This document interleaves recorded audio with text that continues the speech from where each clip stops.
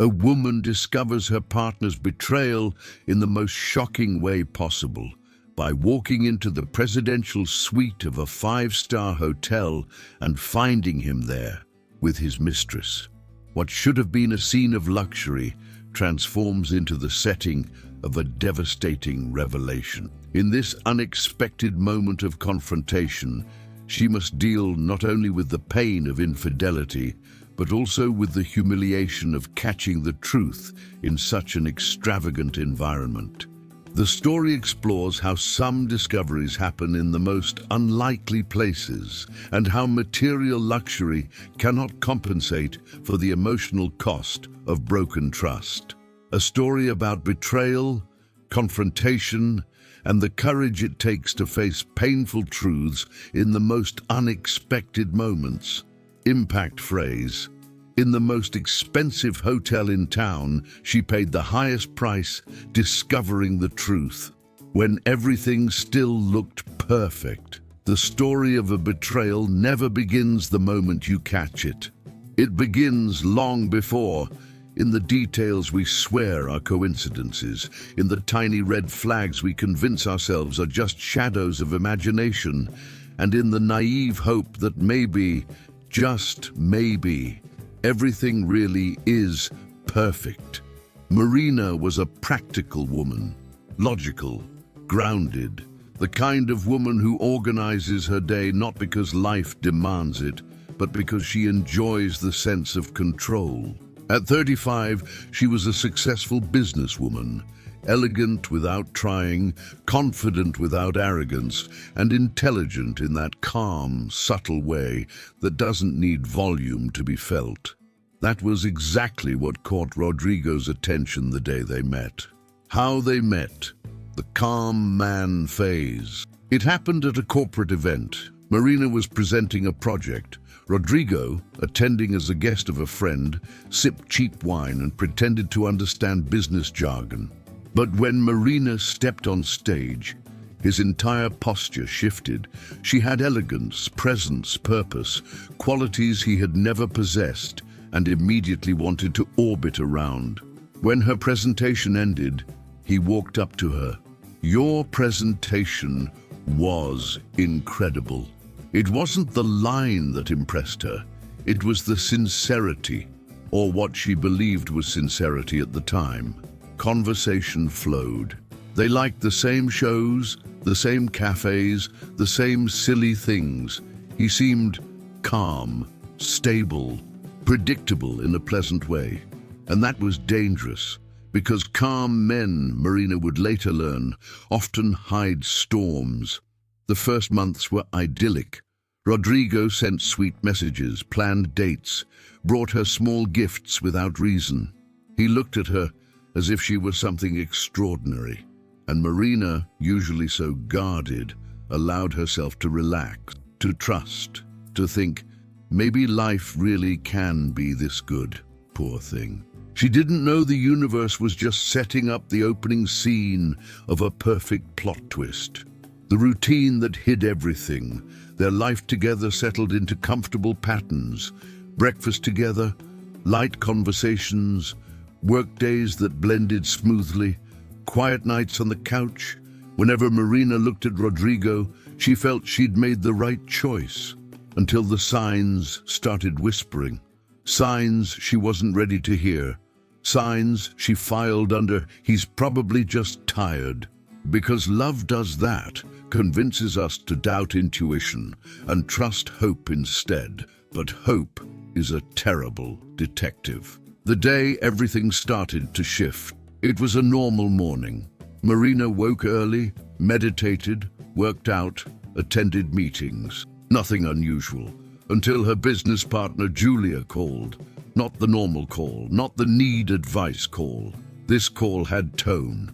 "Marina, you need to go to the Magnolia Hotel right now. A very important client is there, in the presidential suite, and he refuses to sign unless you personally attend." Marina blinked. "Presidential suite? For business? Rich people are weird, Marina. Just go." Marina grabbed her blazer, her briefcase, her confidence, and headed there without a second thought. If only she knew she wasn't heading to a business meeting, but to the climax of her own story. The walking into destiny moment. She took the private elevator, walked across the plush hallway, stopped at the golden door of the presidential suite, knocked. The door opened. Rodrigo stood there, in the hotel's robe, with wet hair. Behind him, stepping out of the bathroom wrapped in a towel, was someone Marina instantly recognized, Jessica, the personal trainer he hired just to improve his health. Well, he was definitely working up a sweat. Rodrigo's face drained of color. Jessica froze mid-step. Marina didn't scream. She didn't blink. She smiled. A small, sharp, deadly smile. Because in that instant, before anyone spoke, she understood. This was not the beginning of her downfall. It was the beginning of his. The signs. I pretended not to see the truth about betrayal is that it rarely arrives as an explosion. It starts as a whisper, a subtle vibration in the air, something your intuition notices long before your heart allows you to understand. And Marina had heard those whispers. She just didn't want to translate them yet. Unusual sign 1, the 7 a.m. barista course. Rodrigo had never cared about coffee. Not espresso, not cappuccino, not even basic brewed coffee. Suddenly, one Saturday morning, he announced, "I'm taking a barista course." Marina raised an eyebrow. "Since when do you like coffee?" "I'm refining my palate, babe." It was a 7 a.m. course, every Saturday, 3 hours long. And the man still couldn't pronounce macchiato correctly. One day, Marina decided to Google the course. It didn't exist. When he returned home with a store-bought cappuccino, she simply smiled. Rodrigo wasn't learning coffee. He was learning how to disappear. Unusual sign 2, the Spanish language exchange. Rodrigo's Spanish was awful, truly tragic. His hola sounded like hula. Yet suddenly he was having daily video lessons with a tutor named Jimena, but always locked inside the bathroom. When Marina knocked once, she heard, "Sí, Jimena, yo estoy solo ahora." That did not sound like Spanish education. It sounded like romance with subtitles. When she asked why he locked the door, he replied, "Acoustics, echoes, the teacher hates it." Sure, because the bathroom is famously the best place for academic acoustics. Unusual sign 3, the Waze obsession. Rodrigo suddenly became fascinated with testing routes. He left home for quick drives and returned 2 hours later. "Where were you?" "Testing new paths. What if we need shortcuts someday?" Shortcuts, yes. He was definitely practicing shortcuts, emotional ones. Unusual sign 4, the Pilates subscription. Rodrigo once said Pilates was something for overly flexible people. He couldn't touch his toes on a good day. Then, boom, premium Pilates subscription. But he never came home sweaty or stretched or flexible. The only flexible thing in that story was his moral compass. Unusual sign 5, the mints. Rodrigo hated mints, despised them. Yet Marina found 12 packs of Tic Tacs, mint gum, imported breath mints, all hidden in his car's glove compartment. Nobody buys that many breath fresheners unless they're trying to erase evidence. The real shift inside Marina.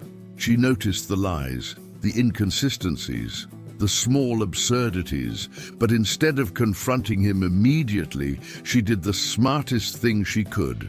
She waited. Because confronting a liar too soon only gives him time to craft better lies. But waiting gives you proof. The first internal break. One night, while watching him pretend to be tired from his Spanish class, Marina thought, "I'm not dating a man. I'm dating a walking excuse." And she finally stopped romanticizing the whispers. She began listening. The silent transition. Rodrigo felt the change. Her silence was not sadness. It was strategy. He asked, "Are you okay?" "Yes." "You're quieter." "I'm thinking." He had no idea her thoughts were assembling a puzzle whose final image would end him. Enter Julia, the friend who sees everything. Julia always distrusted Rodrigo. "Marina, he has the energy of someone who lies badly." Marina laughed at the time, but when Julia brought the suspicious hotel charge to her office, everything aligned. That moment was the start of transformation, not of Marina, but of the entire fate of the relationship. Because Marina wasn't preparing for confrontation. She was preparing for elevation, and Rodrigo had no idea his downfall had already begun. The discovery. The truth always leaves a trail. Every betrayal has a signature. Sometimes it's perfume, sometimes it's suspicious messages, sometimes it's silence that suddenly feels too heavy. In Rodrigo's case, the signature was bureaucratic.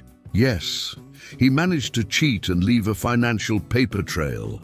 And Marina, being the practical woman she was, found the truth not in drama, but in Excel. The first concrete clue. The corporate card. It was an ordinary Tuesday when Julia walked into Marina's office holding a tablet and sporting an expression that was 33% scandal, 33% adrenaline, and 33% professional gossip. "Marina, have you seen this?" she asked. There it was. Expense. Magnolia Hotel amount. 8,124 type. Presidential suite responsible. Rodrigo Marina blinked slowly. Then again. Then once more. This wasn't suspicion. This wasn't intuition. This was math. "Julia, this must be wrong. Maybe he paid something for a client." "A naked client?" Julia shot back. "Because this is the rate for a suite, not a lunch." I checked. For work purposes, obviously. Marina inhaled deeply. The kind of inhale that activates 3 stages: processing, acceptance, and planning. Because when a brilliant woman receives written confirmation of what her heart already suspected, denial becomes impossible. "Julia, don't say anything yet." "Why not?" "Because I want to see how far he thinks he can go." Julia's eyes widened. "Oh, so you're going full detective?" "No," Marina corrected. "I'm going full strategist." The second clue, the interrupted video call. 2 days later, Marina heard Rodrigo's voice coming from their bedroom. Gentle, soft, too soft. She knocked. "Rodrigo?" Crash, thud, click, click, click. The unmistakable sound of someone trying to hang up a video call in a panic. He opened the door, sweaty and breathless. "Oh, I was on a barista class video meeting. The class that didn't exist. The man couldn't even steam milk, let alone justify the steam coming off his guilty face." Marina pressed her lips together, fighting a laugh. "He's a terrible liar. At least that's consistent." The third clue, the notification that sealed it Friday night. Rain drizzling across the windshield. Marina and Rodrigo sat in the car, heading home. And then, the universe decided to press play. Rodrigo's phone buzzed. Connected to the car's Bluetooth, the message illuminated the entire dashboard. "Baby, the presidential suite is ready. I'm waiting for you. Jessica." Silence exploded inside the car. Rodrigo froze. His soul left his body, returned, and left again. Marina read the message once, twice, 3 times, as if reviewing a contract. Then she asked gently, "Rodrigo, would you like to explain?" He tried. Oh, how he tried. "Marina, it's not what it looks like. It is exactly what it looks like." He stuttered. It's, Rodrigo, this is text, not abstract art. It's clear, very clear." His breathing turned erratic. "Marina, please, no need to perform, Rodrigo. This isn't theater, this is data." Her voice was soft, but her clarity sliced through him. Finally, she said, "Thank you. For what? For confirming everything. Now I don't need to investigate, I just need to proceed." Rodrigo swallowed his panic. He sensed accurately that something irreversible had begun. The silence that terrified him. The rest of the drive home was painfully quiet, not the devastated kind of silence, not the dramatic one. It was the silence of strategy. Rodrigo tried, "Are you okay?" "Yes, you're not saying anything." "I'm thinking about, you'll see." He shivered, because Marina's silence wasn't empty. It was full of consequences. The night she decided everything. At home, Rodrigo paced around the living room. Marina went to her office, closed the door, opened her laptop and called Julia.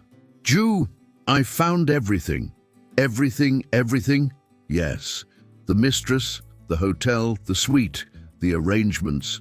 "My God! And what will you do?" "Prepare." Julia gasped. "Oh, I love this. How can I help?" "Just watch." And with that, Marina created a new file titled Personal Reorganization, Rodrigo PDF, because even her revenge came with formatting. The next morning, the first move. Rodrigo woke up early, trying to act normal. He made coffee. He hummed nervously. He burned toast. Marina walked into the kitchen, calm, composed, radiant. He tried to smile. "Marina, about last night?" "Of course. But first, could you sign this for me?" He didn't even read it. He never did. He signed. And with that signature, Marina secured legal separation of assets, removal of his corporate privileges, documentation of his misconduct, and a very elegant trap. She smiled slightly. "Thank you, Rodrigo. You always make things easier." He smiled back, relieved. Poor man. He thought he had avoided the storm, but the storm had already passed, and he was standing in the ruins without even realizing it yet. The plan. How to build an elegant revenge. Many people, upon discovering betrayal, explode. They cry, they scream, they create public scenes that become family folklore for decades. But Marina was not many people. She was the kind of woman who, when life tries to shake her foundations, reorganizes the entire structure, smoothly, quietly, and with a color-coded system. After seeing Jessica's name glowing on the car dashboard, complete with the emoji, Marina didn't collapse. She sat at her desk, opened her laptop, cracked her knuckles, and began composing the most elegant revenge the universe had ever seen, the silent transformation. There were no tears, no dramatic confrontations, no broken dishes, raised voices, or ultimatums. There was silence. A calm, steady, terrifying silence, the kind that comes before a well-executed military operation. Anyone who knew Marina could read the room. Rodrigo, unfortunately, did not. That night, she created folders, subfolders, documents, lists.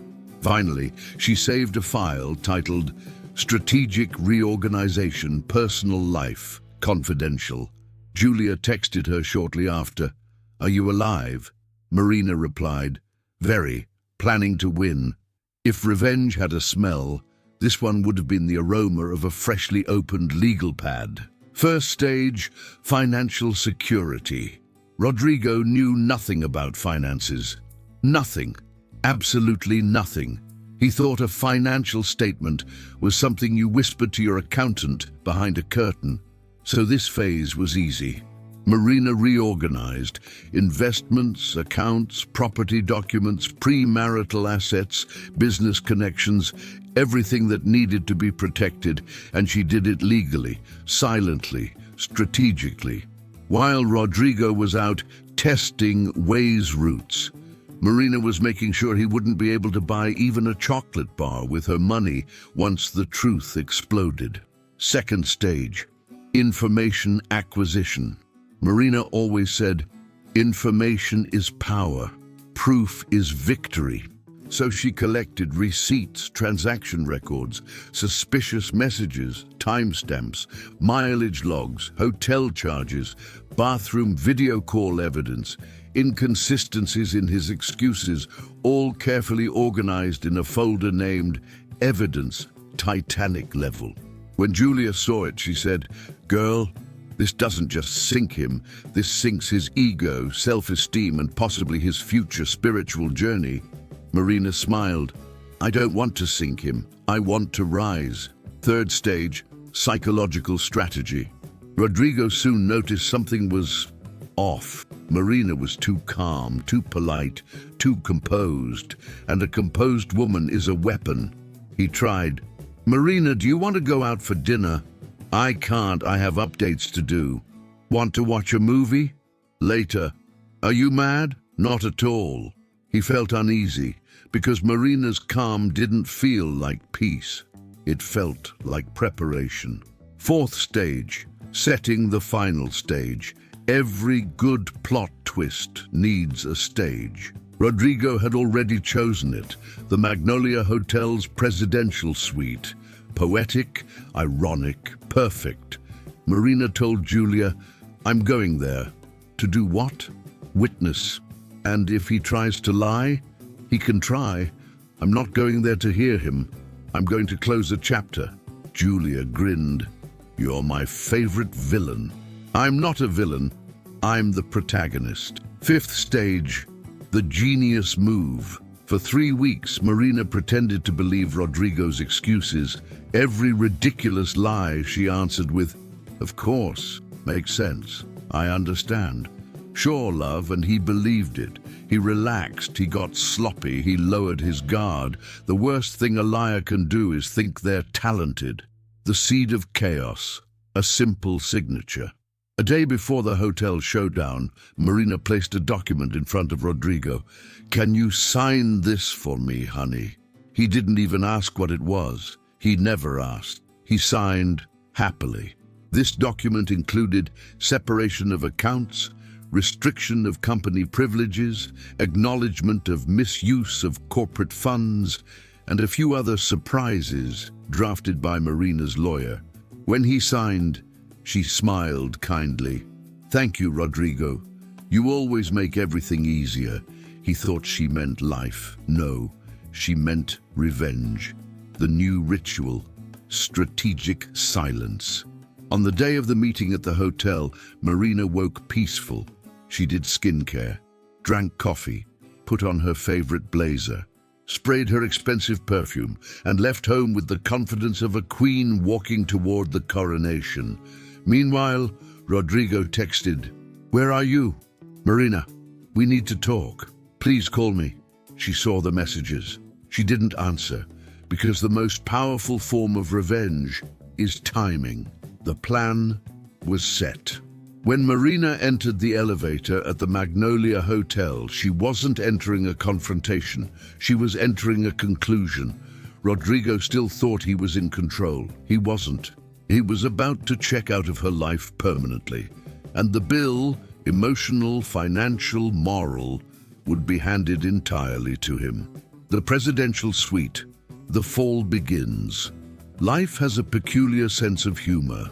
Sometimes it whispers warnings, sometimes it delays justice so it lands with cinematic timing, and sometimes it places you in front of a door you were never meant to open, until the exact moment you were. Marina was standing before that door. The golden plate read 1801, Presidential Suite. Her reflection in the polished surface looked calm, composed and unbothered, like a woman who had already seen the ending of a movie everyone else believed was still unfolding. She adjusted her blazer, inhaled deeply, and knocked. One firm, authoritative knock, because she wasn't there to ask permission. She was there to finish a chapter. The door opens, and the film starts. The handle turned, slowly, hesitantly, as if even the universe wanted to savor the moment. And then the door opened. There he was, Rodrigo, in a white, fluffy hotel robe, hair tousled, face pale, expression frozen somewhere between ghost, panic, and a tax audit. Behind him, the scene grew even better. From the bathroom emerged Jessica, wrapped in nothing but a towel, dripping water, mascara smudged, soul temporarily leaving her body. For one perfect second, nobody moved. Rodrigo blinked. Jessica swallowed. Marina smiled. A small, elegant smile, the kind that announces, "I know everything and I'm not here to negotiate." Marina? Rodrigo stuttered. He sounded like someone trying to reboot after a system crash. "Hello, Rodrigo. Funny running into you here. I had trouble finding you lately, but looks like today I got lucky." Jessica squeaked. Rodrigo froze. The towel tried to escape. Marina stepped inside with the confidence of someone entering her own boardroom. And in a way, she was. The first strike, elegant and precise. Marina walked around the suite calmly. She glanced at the champagne bottle, at the king-sized bed, at the petals, at the robe tied so tightly around Rodrigo's waist it looked like it was holding him together. "Presidential suite. Impressive," she said. She lifted the receipt from the counter. "Especially since it was paid with my company's card." Rodrigo nearly passed out. Marina, this isn't..." "Don't," she interrupted, raising a hand. Her voice soft but slicing. "Don't ruin the scene. It's perfect as it is." Jessica visibly shrank. The second strike, the silent reveal. Marina reached into her bag and placed a folder neatly on the table. Rodrigo studied it like it might explode. "What's that?" he whispered. "Oh, nothing dramatic," Marina said casually. "Just the divorce papers you signed yesterday. Thank you, by the way. You have no idea how helpful that was."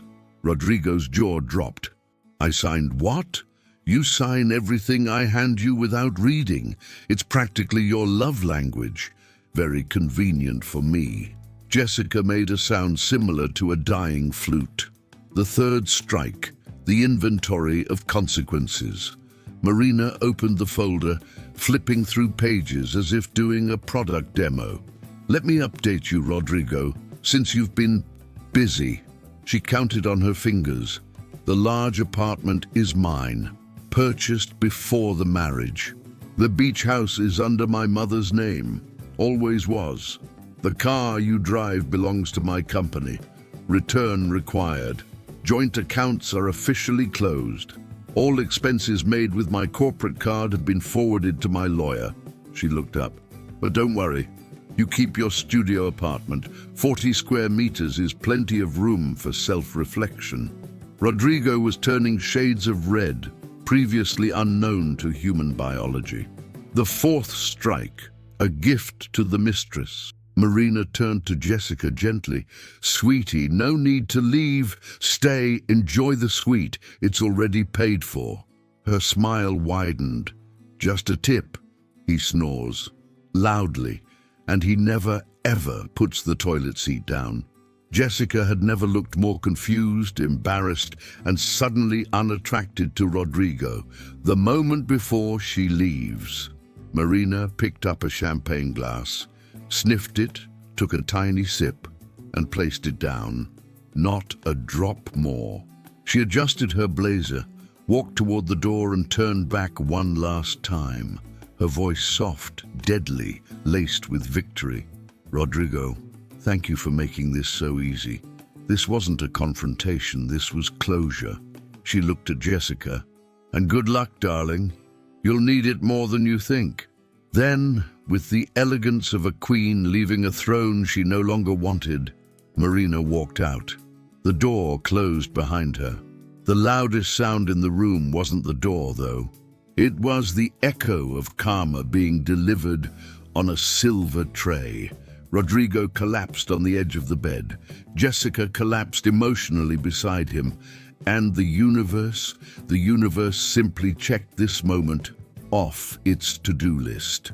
The downfall, when karma checks out, The universe may take its time, but it never fails. Justice always finds its way, sometimes quietly, sometimes violently, but always precisely. Rodrigo would soon learn that karma doesn't knock, it uses the master key.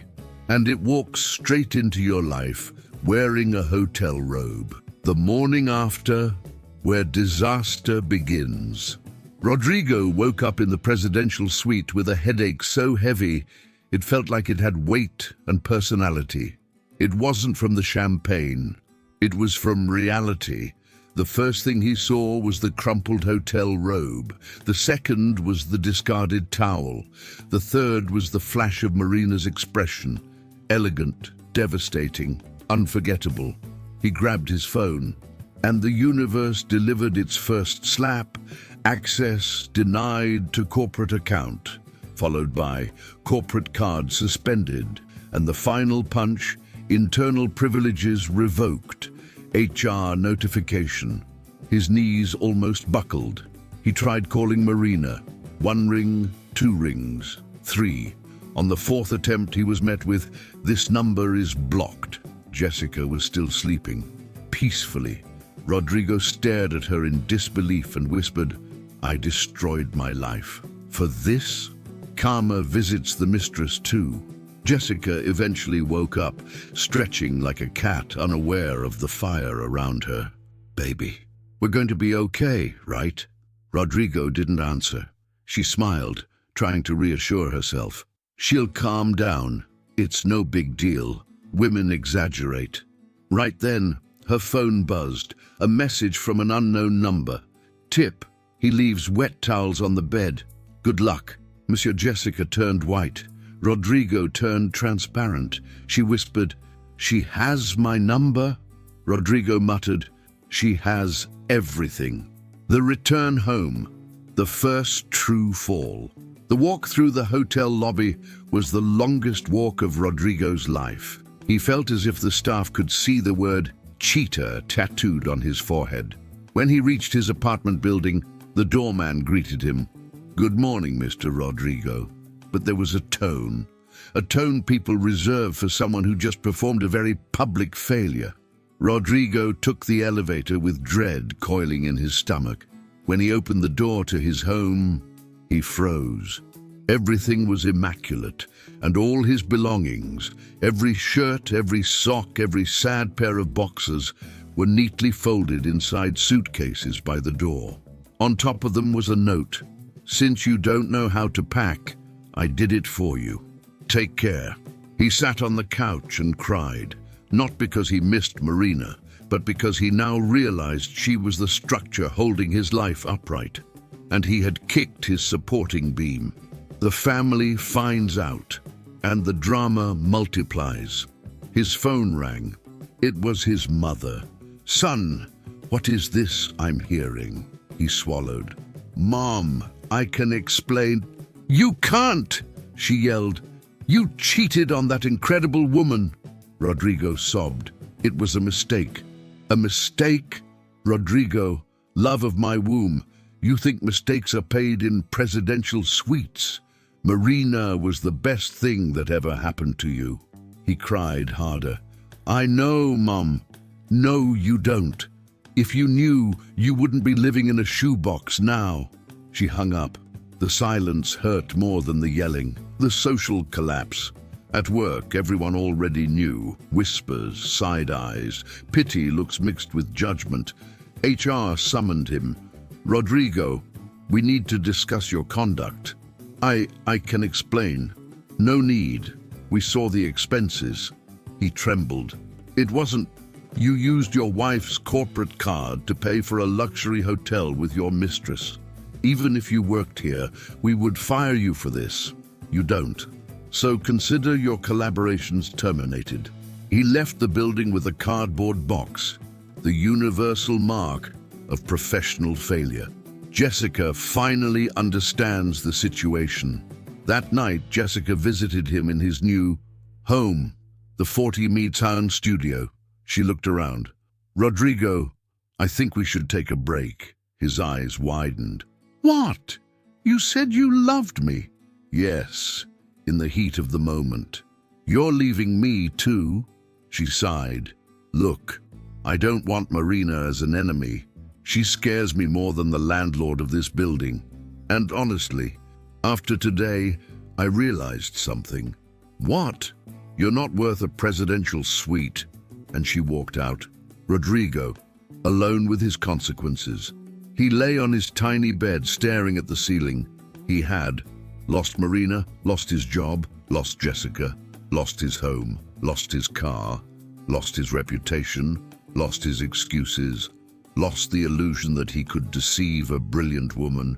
Everything Marina had gifted him, stability, comfort, honor, was now gone.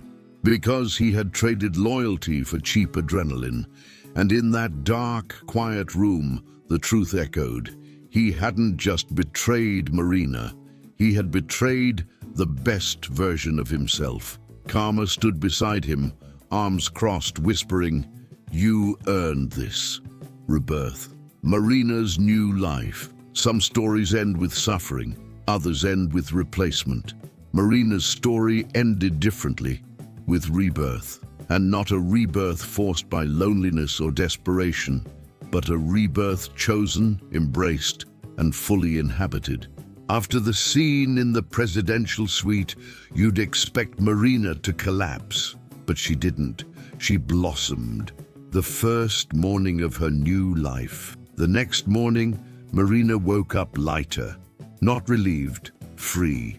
She felt no urge to check her phone, to wait for an apology, or to craft any emotional narrative around Rodrigo's downfall.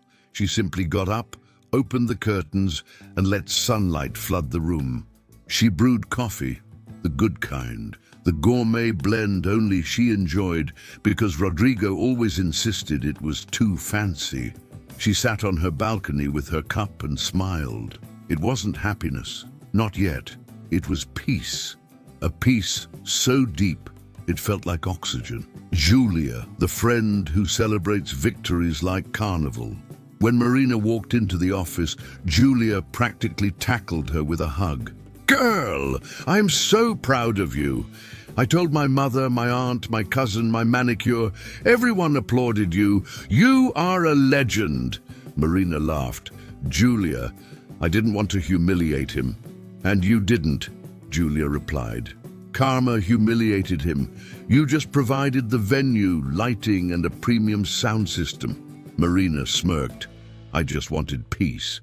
And that's exactly what you won. With category." Julia lifted her coffee mug like a champagne flute to Marina 2.0. The promotion that arrived at the right moment. A few days later, Marina received a call from the company's main investor. "Marina, the board has evaluated your performance, leadership, and integrity. We want you as CEO."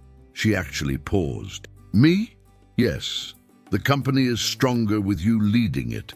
And honestly, we admire how you handled recent personal matters with so much dignity." Marina inhaled deeply. She didn't need validation, but she accepted acknowledgement. She signed the new contract, feeling something she had forgotten how to feel, pride in herself. And that feeling, she realized, had nothing to do with Rodrigo. A new routine, a new woman. Her days changed. She woke earlier, trained with joy again, returned to the yoga classes she once loved, reorganized her house, updated her wardrobe, and took quiet moments just to breathe in her own presence. For the first time in years, she wasn't fitting someone into her schedule. Her schedule belonged to her. She wasn't healing from Rodrigo. She was returning to herself, the trip that sealed her freedom. Paris. One morning, Marina booked a flight, just like that. "Julia, I'm traveling." "Where?" "Paris. Alone." "Alone? Who are you and what have you done with my friend? I want to know who I am without carrying anyone on my back." Paris embraced her gently. She walked along the Seine, visited museums, bought books, ate pastries without guilt, drank wine at sunset, watched the city light up. One night, sitting at a small Parisian restaurant, she realized, I've never been afraid of being alone. I was afraid of being trapped, and that fear was gone, completely gone. The return of a woman transformed. Back in Brazil, Marina stepped into her apartment and felt it. Her home wasn't the same. She wasn't the same. Life wasn't the same. Everything was lighter. Everything breathed. She had entered a new chapter, not because she needed to escape someone, but because she finally belonged fully to herself. She stood on her balcony again and whispered, I didn't lose anything. I regained everything. And Rodrigo? Karma continued its shift. He stayed in the tiny studio apartment, the one that echoed every regret. He lost the comfort he took for granted, the stability Marina gave him, the job her name protected, the affection he misused, the respect his family had for him, the fantasy that he was untouchable, and worst of all, he lost access to the woman who made his life work. Because Marina wasn't going back, not out of anger, but out of evolution. He texted her once, "Can you lend me some money?" She replied, "I could, but I won't. Send my regards to Jessica." And then she blocked him again. Forever. The final lesson of her rebirth. Marina realized something powerful. You don't lose when a traitor leaves your life. You gain space to become who you were always meant to be. Standing in her living room, she allowed herself a small laugh, then said out loud with pride, "I didn't lose a partner, I gained peace, and I should have charged extra for it." Marina wasn't rebuilding, she was rising, and nothing, absolutely nothing, could bring her back down. Epilogue. Life moves on, and so does karma. Some stories end with revenge, some end with reconciliation, but Marina's story didn't end with either. Her story ended with wholeness. The kind of wholeness that arrives not when someone enters your life, but when someone finally leaves. The final silence. After Paris, Marina settled into a new rhythm, quieter, simpler, lighter. She no longer woke up wondering where Rodrigo was, or whether another lie might be waiting for her. Instead, her mornings were hers, coffee on the balcony, soft music playing, peace settling gently around her like a warm shawl. A silence that once felt suspicious now felt sacred. She finally understood, not every empty space is a loss. Sometimes it's just space, waiting to be filled by you. The meeting with herself. One afternoon, while organizing her home office, Marina found an old photo, her and Rodrigo smiling during the early days of their relationship. She stared at it for a moment. No anger, no pain, no nostalgia, not even bitterness. Just clarity. She saw the version of herself who believed love meant giving up pieces of her own life to accommodate someone else's, and she whispered, "Thank you for teaching me who I never want to be again."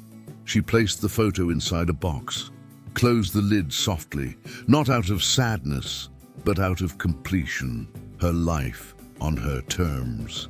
The next weeks were filled with the kinds of victories that have nothing to do with applause. Rediscovering hobbies, strengthening friendships, reconnecting with family, choosing peace over chaos, choosing herself over everyone else. Her home became a sanctuary, minimalist, calm, sunlit. Her mind became quiet. Her heart became steady. She no longer needed anything outside herself to feel whole. She wasn't rebuilding from ruins. She was expanding from stability. And meanwhile, Rodrigo. Life continued teaching him lessons he never asked for, but fully deserved. He remained in the tiny 40-mithud studio, a space too small for his ego, but perfect for his consequences. He lost the lifestyle he didn't build, the comfort he didn't appreciate, the respect he didn't earn, the reputation he didn't protect, and the woman who was the foundation of his stability. Every day, he understood a little more. He hadn't lost a wife. He had lost the person who elevated him far above what he deserved. He texted her once, "Can we talk?" No answer. He tried again. "I miss you." Silence. And finally, "Can you lend me money?" Marina responded, "I could, but I won't. Send my regards to Jessica." Blocked. Again. Permanently. The last door closes. One night, Marina stood before her balcony window, watching the city lights flicker. For a moment she thought, I used to believe that losing someone meant losing part of myself. But now she knew, losing the wrong person gives you back every part you forgot. She whispered into the quiet room, "I didn't lose a husband. I gained my peace. And honestly, I should have charged more for it." And with that, she closed the last emotional door that had ever led back to Rodrigo. Her story wasn't about revenge, wasn't about betrayal, wasn't even about survival. It was about transformation. She didn't just move on, she moved up. And she carried only one thing with her, herself, whole, free, powerful.